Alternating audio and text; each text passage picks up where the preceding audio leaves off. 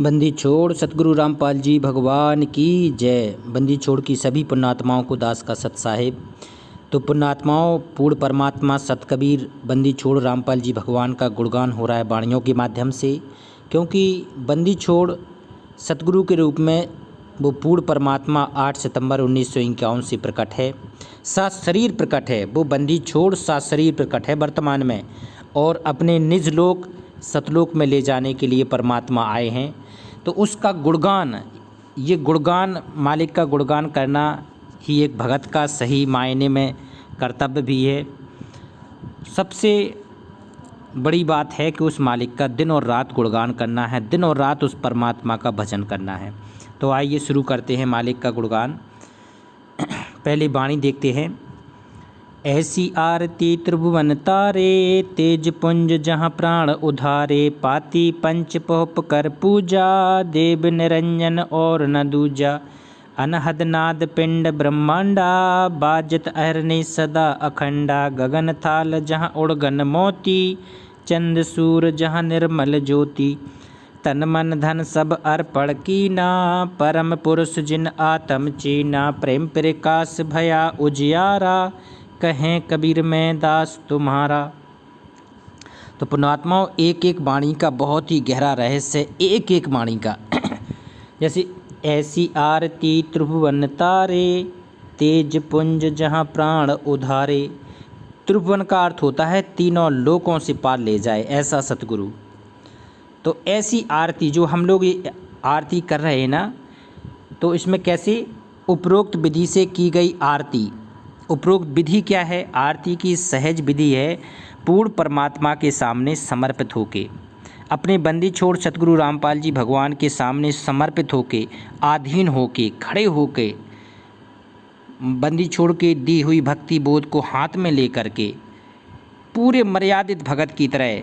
कहते हैं कि इस मर्यादित भक्ति को जो भी करता है, तीनों जो टाइम की आरती मर्यादा रूप से करता है, वो तीनों लोक से पार कर देती है ये आरती।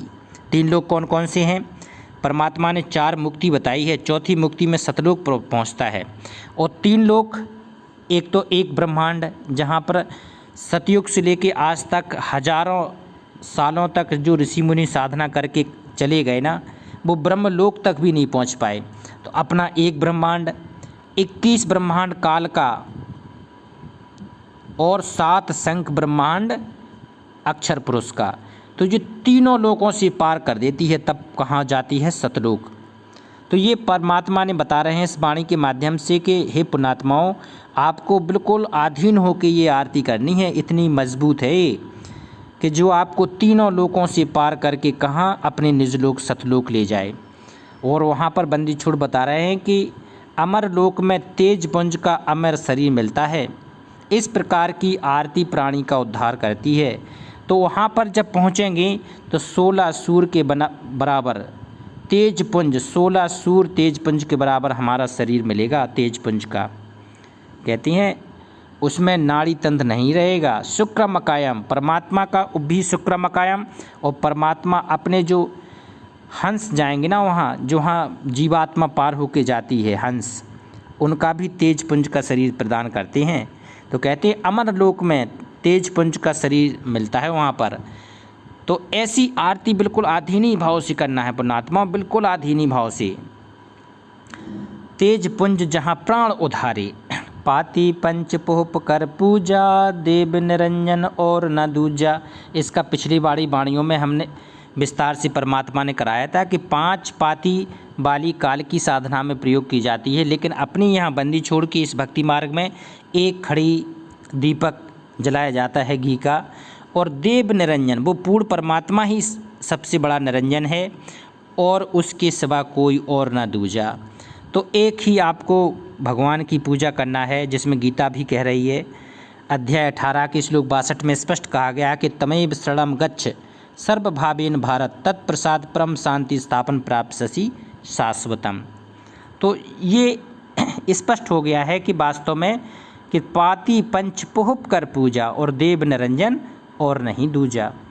अनहद नाद पिंड ब्रह्मांडा, बाजत अहरने सदा अखंडा। देखो जो अनहद नाद है ना, जो वास्तव में अनहद नाद है, जो कहते नहीं आँख कान दोई बंद कराओ, वो अनहद झिंगा शब्द सुनाओ, जो दो वो सतलोक में हैं अनहद।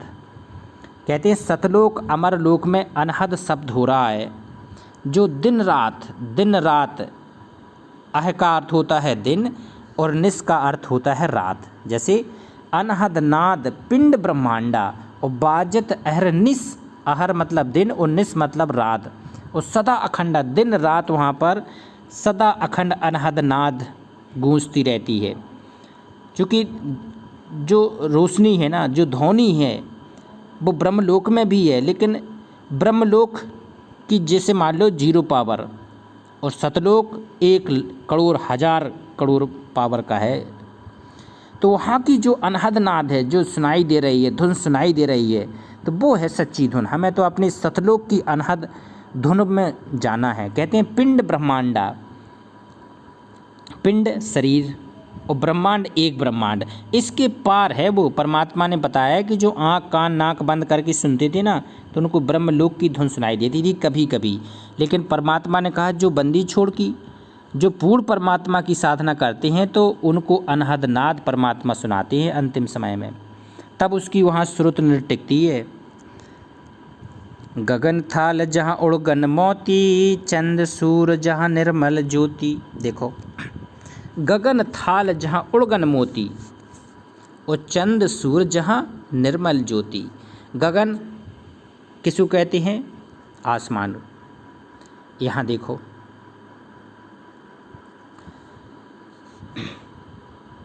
अनहद, सतलोक में अनहद शब्द हो रहा है, जो दिन रात निस रात्रि बसता है, सदा उसकी प्यारी प्यारी आवाज़ हो रही है।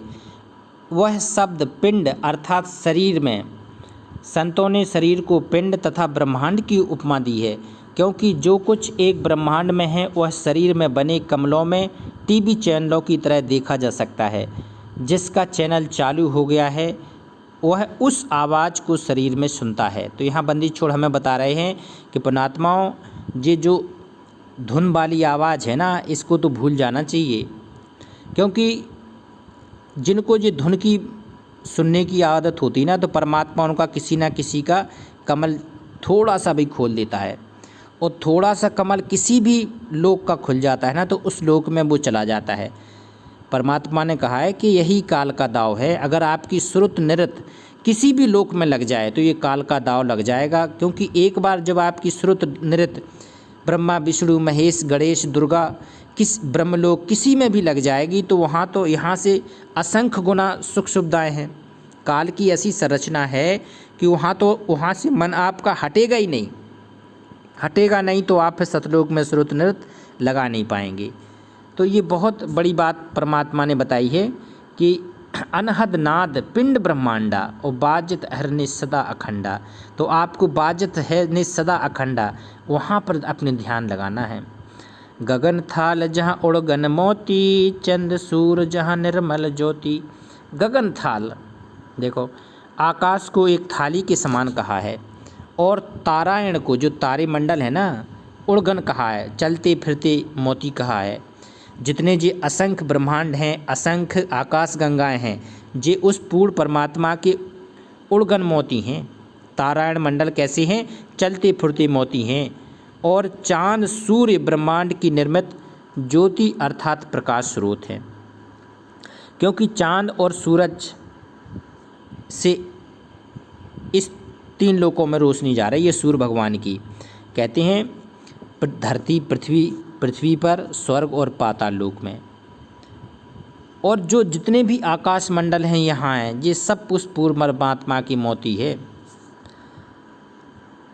गगन थाल जहाँ उड़गन मोती, चंद सूर जहाँ निर्मल ज्योति। देखो एक एक वाणी के माध्यम से इन सबको अपनी आरती में परमात्मा ने परोया है। चंद सूरज तारे, इन सबको महिमा बताते हुए कहते हैं तन मन धन सब अर्पण कीना, परम पुरुष जिन आत्म चीना। देखो पूर्ण परमात्मा के घर जाने की सबसे सहज विधि क्या है? तन मन धन सब अर्पण कीना। पुण्यात्माओं, जब तक तन मन धन सब अर्पण नहीं होगी, तब तक आधीनी नहीं आएगी, तब तक समर्पण नहीं आएगा, तब तक पूर्ण परमात्मा के प्रति पूर्ण रूप से इस मार्ग में ये बिल्कुल भी नहीं चलता है कि कोई भी जीव कोई भी अपनी चतुराई चलाएगा। यहाँ परमात्मा का समर्पण और आदेश चलता है, क्योंकि परमात्मा मालिक है, सतगुरु हमारा पूर्ण परमात्मा है।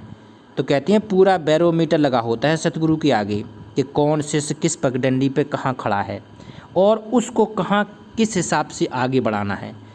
तो कहते हैं जब कोई स्टूडेंट कोई 2 या 3 या 4 में पढ़ता है, सीधा 5-6 में एडमिशन होता है ना, तो उसमें कुछ योग्यताएं होती हैं। तो जिसको अपनी क्लास आगे बढ़ानी होती है तो उसकी सहज विधि क्या है कि तन मन धन सब अर्पण कीना और परम पुरुष जिन आत्म चीना, वो आत्मा उस पूर्ण परमात्मा को पहचान सकती है कि जो धरती पर जो आया है वो वास्तव में बंदी छोड़ है। अगर कोई पुण्यात्मा अगर तन मन धन सब कहने तक सीमित रहेगा तो वो पूर्ण परमात्मा उसका ज्ञान योग खोल ही नहीं सकते हैं। उसको ये एहसास होगा ही नहीं कि जो सतगुरु है क्या वास्तव में ही पूर्ण परमात्मा है, क्या धरती में जो बंदी छोड़ सतगुरु रामपाल जी भगवान है क्या वास्तव में सशरीर पूर्ण परमात्मा है। तो ये इसकी विधि क्या है, समर्पण। कहते हैं जो भगत जो पुण्यात्मा जितना ज़्यादा समर्पित होता जाएगा, परमात्मा उसको उतने गले लगाता जाएगा, उतना उसको आगे खींचता जाएगा, बढ़ाता जाएगा।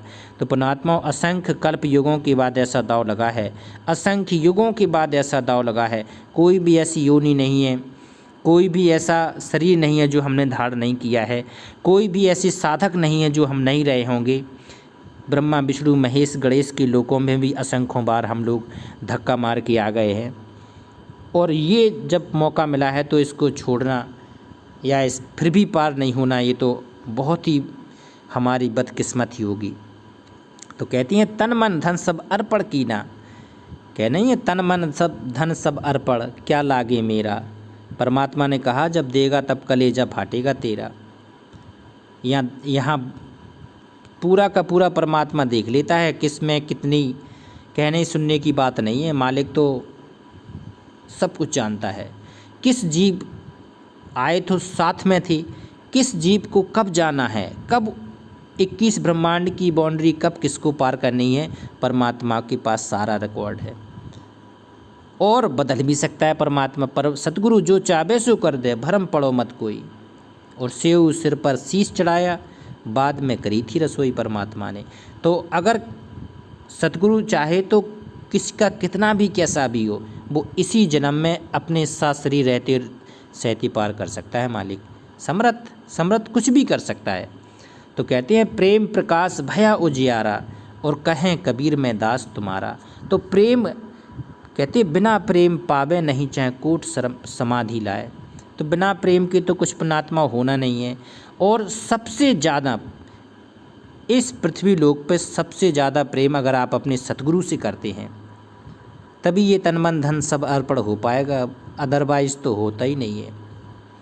तो कहते हैं प्रेम प्रकाश भया उजियारा कहें कबीर में दास तुम्हारा। देखो जिन साधकों ने तन मन धन परमात्मा के निमित्त करके साधना की है वे परम भक्त हैं। उन्होंने अपने जीवन के उद्देश्य को समझा, पहचाना। प्रेम प्रकाश भया उजियारा अर्थात सत भक्ति करने से परमात्मा के प्रति प्रेम जागृत होगा। कहते हैं प्रेम तो ऐसा कीजिए जैसे चंद्र चकोर, और कहते हैं घीस टूट भुई पे गिरे और देखे निरखे वही ओर और निरखे वही ओर। देखो बताओ, उसकी जान भी चली जाती है, गर्दन भी टूट जाती है, ज़मीन पर भी गिर जाता है, खाने को भी नहीं मिलता, ना पानी में मिलता, फिर भी देखता किसको है, जिसको वो चाहता है। तो ये ऐसा समर्पण चाहिए पूर्ण परमात्मा को पाने के लिए। इतना ज़्यादा समर्पित होगा तब वो परमात्मा अपने पुण्यात्माओं को अपने सीने से लगा लेते हैं। अभी तो प्रथम चरण की मालिक परीक्षा ले रहे हैं, क्योंकि उन्हें पता है कि हम लोग अभी नादान हैं, कुछ जानते ही नहीं हैं। और जब लास्ट की जो परीक्षा होती है ना, तो फिर कुछ चमड़ी उधेड़ के मालिक देखता भी है, कहती है गरज हो तेरी गरज पड़े तो आओ, शीश उपाड़ूं और भुई धरूं, ऊपर मचकूं पाँव, और कबीर का घर शिखर में तेरी गर्ज पड़े तो आओ। तो वहाँ पर तो वही चाहिए जो हंस हो गई, जिसका किसी भी चीज़ में यहाँ पर मन ना लगे, किसी भी के प्रति उसके प्रति प्रेम ना रहे, संसार का किसी से प्रति उसको मोह ना रहे, तब वो परमात्मा के उस स्टेज का साधक होता है। तो कहते हैं प्रेम प्रकाश भया उजियारा, अर्थात सत्य भक्ति करने से परमात्मा के प्रति प्रेम जागृत हो गया। परमेश्वर कबीर जी ने हमें भक्ति के गुर दाव पेंच बताते हुए कहा है कि भक्त ने अपने आप को परमात्मा का दास, गुलाम, नौकर मानना चाहिए। तो पुण्यात्माओं, आज हमारे जो बंदी छोड़ सतगुरु रामपाल जी भगवान मिले हैं, तो यही आधीनी भाव से हमें अपने रखना है कि मालिक हम आपके दास, नौकर, हे परमात्मा हम गुलाम हैं आपके। तब वो पूर्ण परमात्मा आपको इस काल के 21 ब्रह्मांड के जाल से निकालने का दाव पेंच बताएगा। कहते हैं मौला बैठा मोर्चे देखे जन की भेंड़, और 12 कोट जम किंकर तहाँ, तहाँ एक नाम की भेंड़। तो कहते हैं ये दाव पेंच परमात्मा तभी बताएगा जब परमात्मा देख लेगा कि वास्तव में इस साधक के पास कुछ है, और जो अपने भाइयों के साथ कैसी प्रेम से भक्ति करता है, इसका व्यवहार क्या है अपने साधकों के प्रति, अपने भक्तों के प्रति इसका व्यवहार क्या है, ये सारी चीज़ परमात्मा देखता है। आधीनी है कि नहीं है, दासतन है कि नहीं है, किसी से बोलने बतियाने में, चलने उठने में, नज़र में, दृष्टि में कैसा व्यवहार कर रहा है, सत्संग सुनता भी है कि नहीं, काफिर का अंग का एक एक वाणी उसके हृदय में समाई भी है कि नहीं। तो ये चीज़ें कुछ ऐसी हैं पुण्यात्मा जो आपको उस पूर्ण परमात्मा सतगुरु का प्रिय भगत बनाएंगी, प्रिय पुण्यात्मा बनाएंगी। तब कहते हैं कि तेज पुंज जहाँ प्राण उधारे, जब वो अपने शरीर को, तेज पुंज रूपी शरीर को, अपने शरीर के 5 शरीरों को खोलता हुआ सीधा सतलोक में आपको बैठा देगा। फिर कहते हैं हंसा करत चौर सुरभू का वो सत्य पुरुष दरबारा है। पूर्ण परमात्मा सिंहासन पर सतगुरु रूप में विराजमान होंगे। तब हम लोगों का जो वहाँ नाचना, गाना, मस्ती, तब वहाँ होगी मस्ती। यहाँ तो क्लास चल रही है, क्लास में जो गपलप करेगा वो तो फिर आगे बढ़ता ही नहीं है। तो पुण्यात्माओं, ये सहज असंख्य जन्मों के बाद दाव लगा है, तो इसको बिल्कुल हर श्वास में सिमरन करके, बिल्कुल हर पल मालिक को याद करते सतलोक चलने के लिए मालिक प्रेरित कर रहे हैं। तो एक बार बंदी छोड़ का नारा जयकारा लगाएंगे। पूर्ण परमात्मा बंदी छोड़ सतगुरु रामपाल जी भगवान की जय। सत साहेब।